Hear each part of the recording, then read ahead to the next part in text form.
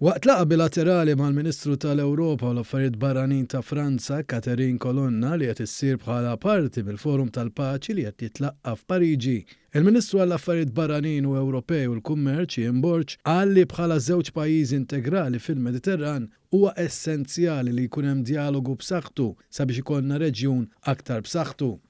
Meta kienet jitkellem fuq l-immigrazzjoni, il-Ministru Ian Borg saħaq kif ir-riforma fis-seka li hija s-Sistema Ewropea Komuni tal-Ażil tibqa' waħda kruċjali fejn dak li qed jintqal fuq il-karta huwa importanti li jsir fir-realtà.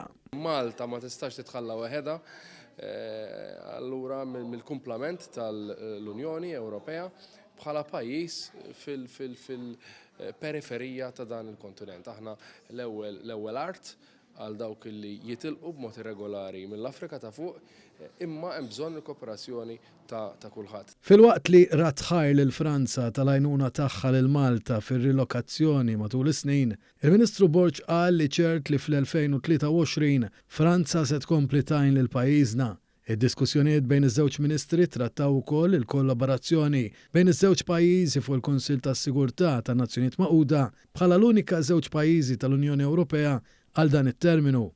Ian Borg spjega l-prijoritajiet ta' pajjiżna għal li ġej u kif Malta temmen fl-importanza ta' aktar dialogu għal aktar paċi u sigurtà madwar id-dinja.